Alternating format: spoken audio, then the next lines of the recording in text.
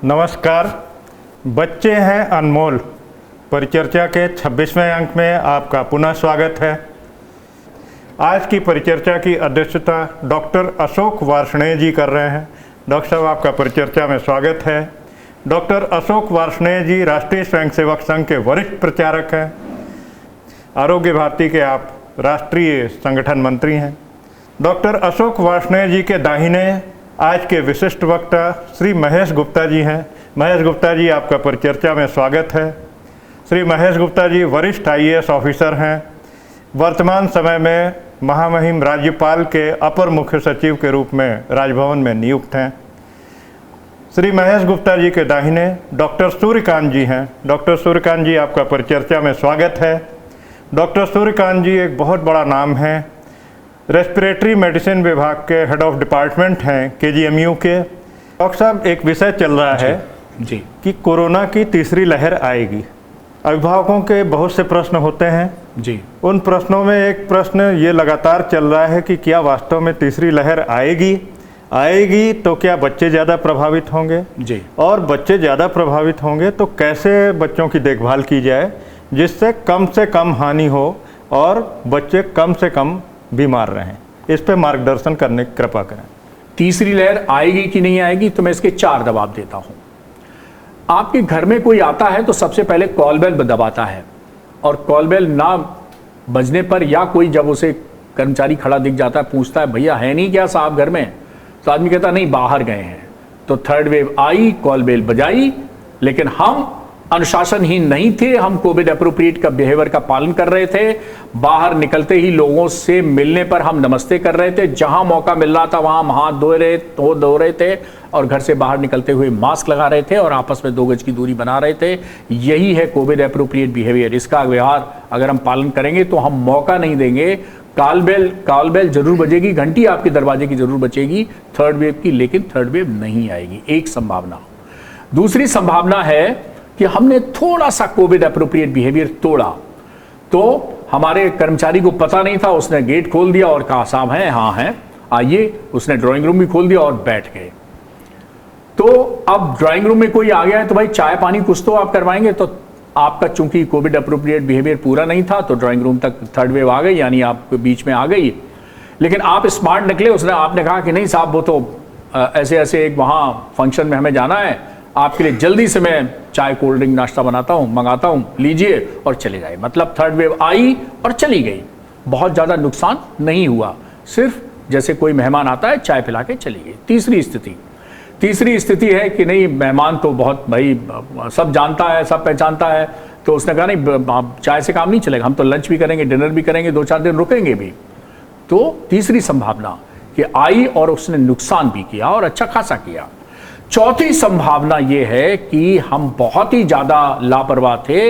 हमारा जो Covid appropriate behaviour था हम उससे बिल्कुल दूर हो गए थे, तो वो आके और लंबे समय तक मेहमान जैसे रुक जाता है, तो उस तरह से कोविड की थर्ड वेव आएगी और बहुत बड़ा नुकसान करेगी, जैसा सेकेंड वेव में किया गया है। धन्यवाद डॉक्टर साहब। तो जो भी अभिभावक इस परिचर्चा को देख रहे हैं, ये सुनिश्चित समझें कि थर्ड वेव आएगी तो, लेकिन बच्चे ज़्यादा प्रभावित होंगे, इसकी संभावना बहुत कम है। महेश गुप्ता जी भाई साहब, एक विषय अभिभावकों द्वारा लगातार पूछा गया जब से राज्यपाल महोदया आई यहाँ पे।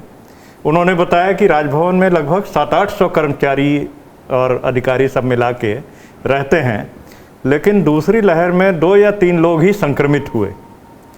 तो ऐसी क्या संरचना है राजभवन के अंदर, ऐसा क्या ऑर्गेनिक खाने पीने, सब्जियों, इन सब की व्यवस्था है और वातावरण की क्या खूबी है जिसकी वजह से संक्रमण एकदम ना के बराबर हुआ? इस पे मार्गदर्शन करने की कृपा करें। कोरोना की जो वेव थी और उसका जिस तरह से आगमन हुआ और उसका फैलाव जिस तरह से हुआ, उसके लिए काफ़ी कुछ हम व्यक्तिगत रूप से उत्तरदायी हैं। अगर समाज कोविड प्रोटोकॉल को मान्यता देता है और उसको स्वीकार करता है और फॉलो करता है, तो जो परिणति हुई थी सेकेंड वेव के रूप में और जो पराकाष्ठा पहुंची थी, उससे हम सभी बच सकते हैं। कुछ ऐसी ही व्यवस्था जो लॉकडाउन के रूप में हम लोगों ने राजभवन में अपने आप में ही स्थापित की थी, उसका कड़ाई से अनुपालन भी सुनिश्चित किया था और उसी का परिणाम रहा था कि राजभवन में जो फैलाव बाकी समाज में दिख रहा था वो वहाँ पर सीमित होकर के रह गया था। मैं इसके साथ साथ 2-3 चीज़ें और भी आपके संज्ञान में रखना चाहूँगा, ख़ासतौर से बच्चों के रेफरेंस में। डॉक्टर साहब ने भी उसी चीज़ को कहा है, बच्चों का इम्यून सिस्टम अपने आप में बहुत मजबूत होता है, लेकिन मैं ख़ासतौर से पेरेंट्स को ख़ासतौर से कहना चाहूँगा कि इम्यून सिस्टम बच्चों का तभी विकसित होगा जब उनका लालन पालन एक अच्छे ऐसे वातावरण में हो जो कि पहले हम जिसको कहते थे कि पिछड़े लोग रहते हैं उस तरह से रह रहा है बच्चा। आज के मॉडर्न युग में अगर आ जाए तो मोबाइल, कंप्यूटर और बड़ा सेंसिटिव हो जाता है बच्चा। जरा सी भी कोई चीज़ हम उसको लॉन में नहीं जाने देंगे, उसको बाहर खेलने नहीं जाने देंगे। तो ये जो मिक्सिंग होती थी समाज के साथ, वातावरण के साथ, उस बच्चे को हम आज की डेट में बचाते फिरते हैं। अगर बच्चा वातावरण से बच के निकलेगा तो वातावरण का जो भी एक्सपोजर उसके सामने आएगा वो उसको ग्रसित करेगा और अनावश्यक बीमारी उसको घेरने लगेगी। दूसरी तरफ बच्चों का जो खान पान का भी बिहेवियर था वो भी आज की डेट में बहुत बदल चुका है। हम जंक फूड की तरफ, अच्छे अच्छे जो पौष्टिक भोजन हुआ करते थे फल फूल की तरफ, बच्चों का जो बहुत सस्ती चीज़ें भी हैं, केला है, मूंगफली है, इस टाइप की चीज़ें बहुत से बच्चों को जो हम सुलभ करा सकते हैं वो भी बच्चे नहीं खाते हैं। उनको बर्गर चाहिए, उनको फिंगर चिप्स चाहिए, उनको चाउमीन चाहिए, उनको XYZ इस तरह की चीज़ें चाहिए होती हैं और पौष्टिक आहार वो नहीं लेते हैं। उसका परिणाम है कि उनका इम्यून सिस्टम अपने आप में ही कमज़ोर होने लगता है और वो आज इस तरह की त्रासदी को झेलने के लिए सशक्त नहीं रहते हैं।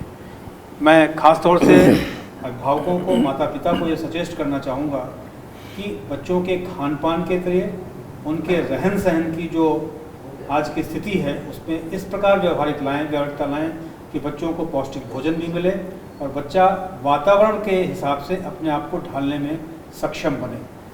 बहुत बहुत शुभकामना, धन्यवाद। धन्यवाद महेश जी भाई साहब। तो जो भी अभिभावक इस परिचर्चा को देख रहे हैं, कोविड प्रोटोकॉल का पालन सख्ती से किया गया, इसलिए राजभवन में संक्रमण न्यूनतम रहा। न्यूनतम मतलब नहीं ही हुआ। अशोक जी भाई साहब, आपने अपना जीवन राष्ट्र और समाज के लिए समर्पित किया और आपका जीवन पूरे समय समाज के लोगों के बीच में ही उठते बैठते बीत रहा है। अभिभावक ये जानना चाहते हैं कि अब इस समय फिर से संयुक्त परिवार व्यवस्था को किस तरह से पुनर्जीवित करें, कैसे जीवन को सामूहिकता में फिर से निवेश करें, क्योंकि अब उनको पुनः कैसे जीवित किया जाए ये समाज खुद भी नहीं समझ पा रहा। तो इस पर मार्गदर्शन करने की कृपा करें। धन्यवाद सौरभ जी, आपने जो प्रश्न उठाया है वह बहुत ही समसामयिक है, प्रासंगिक भी है। कोरोना के बीच में एक विषय और ध्यान में आया, स्ट्रेस। जिसका PR, पब्लिक रिलेशन जितना कम होगा उसको उतना ही स्ट्रेस रहता है। और अगर हम संवाद करते रहे, हम भले चाहे फ़ोन से करें चाहे आप मिल करके करें, तो स्ट्रेस को कम करने में सहायता मिलती है। जब संयुक्त परिवार रहता है तो हम अपने मन के भावों को एक दूसरे को व्यक्त कर देते हैं। हम बड़े को नहीं बोल पाते, अपने समकक्ष को बोल देते हैं, जिनसे हम बोल सकते हैं उनसे बोलते हैं। उसका परिणाम रहता है कि तनाव नहीं होता।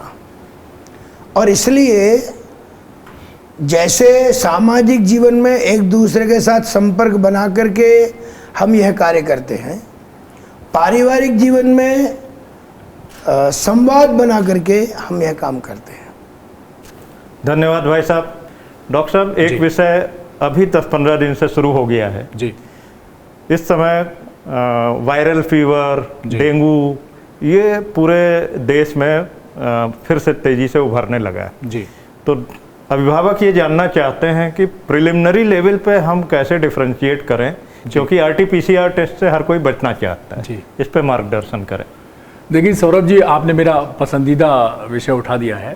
कि लोगों को छींक आई नहीं और कहा अरे डॉक्टर सूर्यकांत, हाँ मुझे कहीं कोरोना तो नहीं हो गया, आज मेरी नाक बह रही है, कहीं कोरोना तो नहीं हो गया। लोगों ने कहा नाक के लक्षण हो सकते हैं कोरोना, गले के लक्षण हो सकते हैं कोरोना, फेफड़े के सांस फूलना, खांसी बुखार तो है ही है।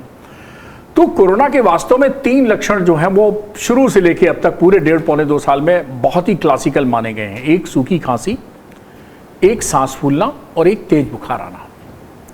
अब इसके अतिरिक्त ये तो मौसम ही पूरा बुखारों का है। तो जैसे ये मौसम बदलता है तो इस समय आप देखिए कि डेंगू भी है, टाइफाइड भी है, कॉलरा भी है, गैस्ट्रोएंटाइटिस भी है, फ्लू भी है और कोरोना का तो खतरा बना ही हुआ है।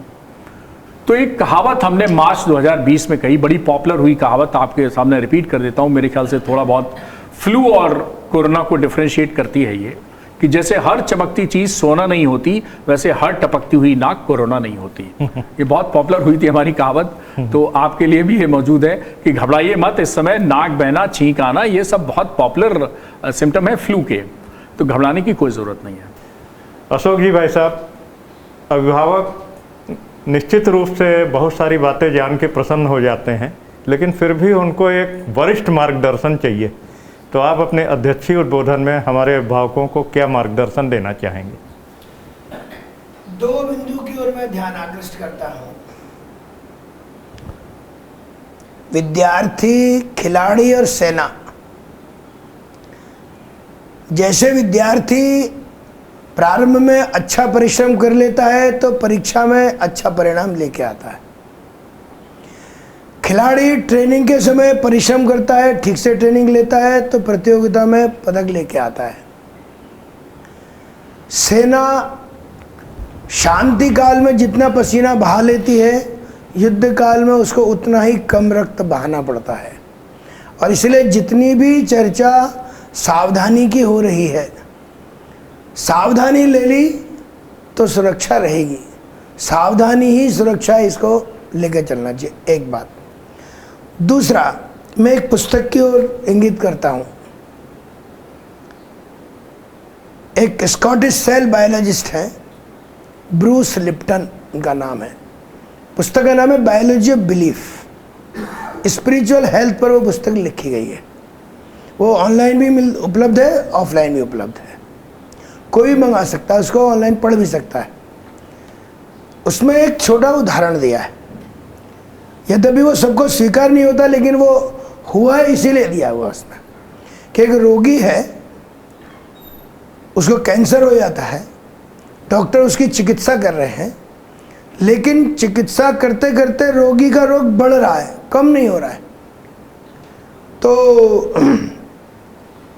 चिकित्सक एक प्रयोग करता है और उसको कहता है कि देखो तुम्हारा जीवन 15 दिन का बचा है, तुम ये दवा लो और खुशी खुशी घर जाओ और 15 दिन को खूब एंजॉय करो।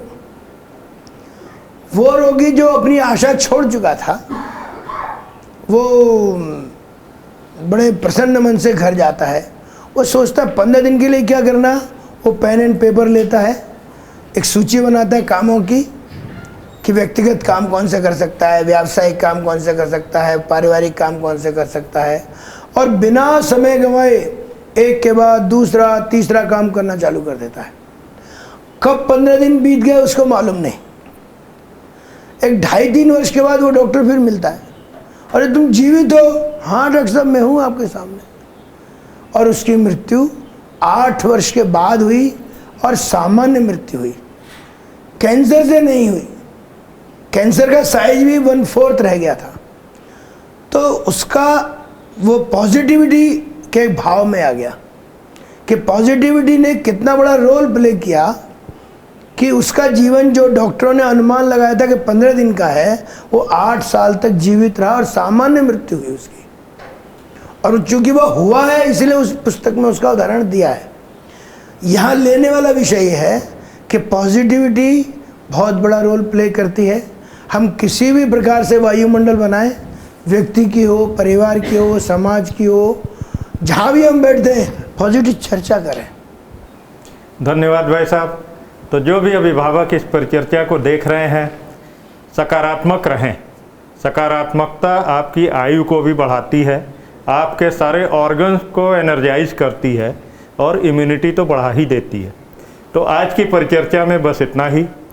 अगले 27वें अंक में अगले मंगलवार को हम लोग पुनः ऐसे ही विशिष्ट महानुभावों के साथ पुनः हाजिर होंगे। आपके लगभग सभी प्रश्नों के जवाब आज मिल गए। जो नए प्रश्न आप देंगे उनको अगले अंकों में हम लोग फिर ऐसे लोगों से पूछ के उनका जवाब देंगे। तब तक के लिए धन्यवाद, नमस्कार।